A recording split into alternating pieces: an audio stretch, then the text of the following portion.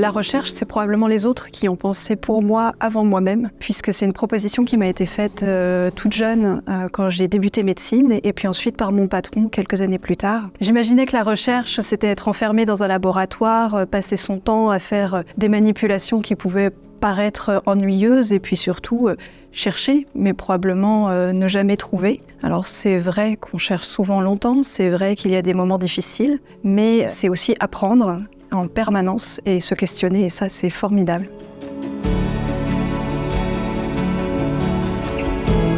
J'ai débuté ma recherche au cours de mon Master 2 que j'ai réalisé dans le laboratoire de physiologie de l'audition du professeur Petit. Et elle m'a proposé à ce moment-là de travailler sur la presbyacousie qui est devenue en fait mon cheval de bataille et mon sujet principal de recherche.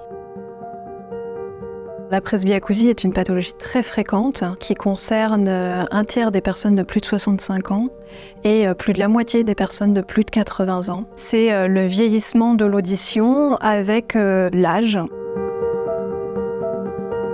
Je m'intéresse aux presbyacousies qu'on va appeler précoces, qui surviennent de façon inattendue par rapport à l'âge ou qui sont plus sévères que ne le voudrait l'âge ou qui progresseraient plus vite qu'attendu.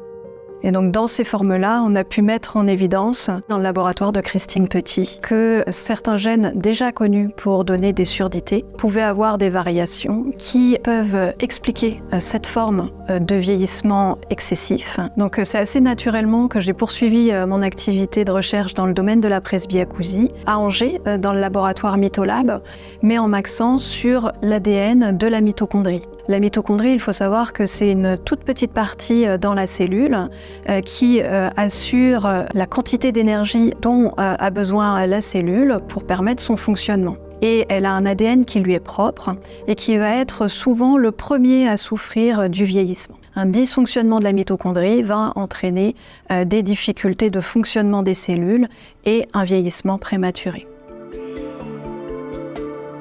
Les objectifs de cette recherche sur la génétique mitochondriale dans la presbyacousie sont de rechercher s'il existe des variations de l'ADN mitochondrial ou des associations de certaines variations qui pourraient favoriser l'apparition d'une presbyacousie plus précoce ou plus sévère que ne le voudrait l'âge. Ce qui serait intéressant en fonction de nos découvertes, ce serait qu'on puisse mettre en évidence des facteurs génétiques prédisposants qui pourraient permettre, dans certains cas de figure, de proposer des moyens de prévention accrus à certains patients. C'est aussi un moyen de se préparer à ce que sera l'avenir avec les nouvelles thérapies. Ces recherches n'auraient aucun sens si je ne voyais pas des patients tous les jours qui me rapportent leurs difficultés. Et puis également, j'intègre les patients dans mon activité pour qu'ils puissent me donner leur retour sur la pertinence de mes projets de recherche et qu'ils puissent ainsi m'aider à les mener jusqu'au bout.